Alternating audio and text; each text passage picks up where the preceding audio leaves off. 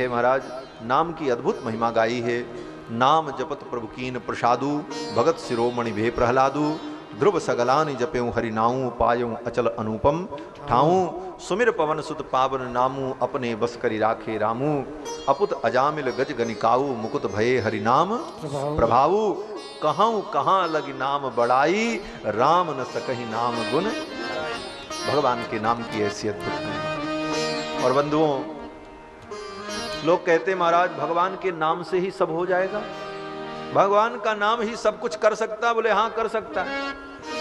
जब संसार के हमारे आप जैसे प्राणियों के नाम से काम हो जाता है, समझना इसको। जैसे आप कोई काम के लिए किसी ऑफिस में जाओ, आपका काम नहीं हो रहा है, तो किसी बड़े व्यक्ति से संपर्क हो तो वो व्यक्ति कहता जाओ हमारा नाम बता देना, काम हो जाए। जब सामान्य प्राणी के नाम से काम हो जाता है तो ये तो भगवान का नाम है। भगवान के नाम से क्या काम असंभव है। बंधुओं, सामान्य प्राणी का नाम लेकर के आप कहीं अपना काम बना लेते हैं, तो ये तो भगवान का नाम है। इसलिए गोस्वामी जी महाराज कहते हैं कहूँ कहाँ लगी नाम बड़ाई। कहूँ कहाँ लगी नाम बड़ाई, कहूँ कहाँ लगी नाम बड़ाई। राम न सकहि नाम गुण गाई, राम न सकहि नाम गुण गाई। कहूँ कहाँ लगी नाम बड़ाई, कहूँ कहाँ लगी नाम बड़ाई। कहूँ कहाँ लगी नाम बड़ाई। नाम की कितनी भी महिमा कही जाए कम है। भगवान के नाम की अद्भुत महिमा है, क्योंकि भगवान का नाम बहुत उदार है। गोस्वामी जी महाराज कहते हैं यही मह रघुपति नाम उदारा, और अति पावन पुराण श्रुति सारा। राम जी का नाम बड़ा उदार है। उदार का मतलब बोले पात्रा पात्र का विवेक किए बिना जो देता है उसको उदार कहते हैं।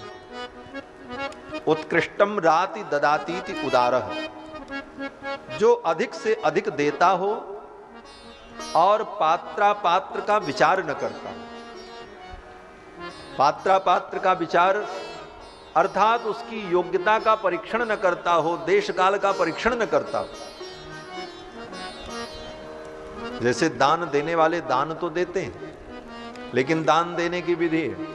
क्या विधि है? बोले देशे काले च पात्रे च, देश काल पात्र, इन तीनों पर विचार करके देना चाहिए। गीता में भगवान श्री कृष्ण कहते हैं कि देशे काले च पात्रे च तद्दानम सात्विकम स्मृतम।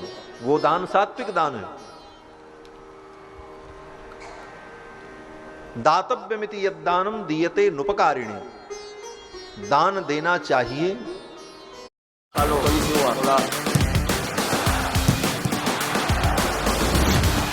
Buena acción. Lamine Yamal. Chuta. Es gol. दान देना चाहिए ऐसा कर्तव्य समझकर, और दियते अनुपकारिणे, जिससे किसी उपकार की हमें अपेक्षा नहीं है। हम दान दें और ये सोचें कि ये पंडित जी हैं, इनको हम दान दें तो कभी ये मौके पे हमारे काम आएंगे, ये भावना अगर आ गई तो आपका दान व्यर्थ हो गया। इनसे हमको कोई सहयोग मिलेगा अथवा ये मेरे हितैषी बनेंगे, ये सब भावना कहीं भी आ गई तो वो दान सात्विक नहीं है, वो तामस हो जाता। अनुपकारिणे, जिससे किसी भी प्रकार के उपकार की अपेक्षा न हो। दीयते अनुपकारिणे देशे काले च पात्रे च, देश काल पात्र पर विचार करके जब दान किया गया तब दानम सात्विकम स्मृतम, वो दान सात्विक दान है। लेकिन भगवान का नाम तो ऐसा दाता है, भगवान का नाम तो इतना देता है कि सात्विक से भी ऊंचे उठ करके परम सात्विक, न पात्र का विचार, न अपात्र का विचार, न स्थान का विचार, न काल का विचार, जो आया उसको देते ही रहता है। ये राम नाम की महिमा। भगवान का नाम इतना उदार है, पात्रा पात्र का विचार किए बिना। भगवान तो पात्रा पात्र का विचार भी करते हैं। भगवान देखते हैं कि ये कृपा का पात्र है कि नहीं है। अगर वो कृपा का पात्र होगा तभी भगवान कृपा करते हैं। लेकिन भगवान का नाम बोले वो कृपा का पात्र हो चाहे न हो, फिर भी भगवान का नाम उसके ऊपर कृपा करता है। वाल्मीकि रामायण में देखो, भगवान श्री राम विभीषण शरणागति के प्रसंग में कहते हैं कि कोई जीव एक बार प्रपन्न होकर के हे प्रभु मैं आपका हूं ऐसा कहे आकर के मेरे चरणों में, तब मैं उसको अभय करता हूं। सक्रदेव प्रपन्नाय तवास्मीति च याचते अभयम सर्वभूतेभ्यो ददाम मे तद्व्रतम मम। सक्रदेव एक बार प्रपन्न होकर के तवास्मी मैं आपका हूं इति याचते, ऐसी याचना जब करता है, मांगता है, तब मैं उसको अभय देता हूं। तो भगवान भी मांगने पर देते हैं, वो भी इतना नियम से मांगे तब। एक बार प्रपन्न होकर के हे प्रभु मैं आपका हूं और साथ में दीनता भी हो, तब राम जी उसकी शरणागति स्वीकार करते हैं। लेकिन भगवान का नाम तो इतना उदार है कि चाहे भाव से कहो, चाहे अभाव से कहो, चाहे प्रेम से कहो, कैसे भी कहो, भगवान का नाम लोगे तो भगवान का नाम आपका कल्याण कर देगा। भाय कुभाय भाय कुभाय अनक आलस हो, भाय कुभाय अनक आलस हो, नाम जपत मंगल दिस दसहु, नाम जपत मंगल दिस दसहु, भाय कुभाय अनक आलस हो, भाय कुभाय अनक आलस हो। भाव से कुभाव से कैसे भी भगवान का नाम।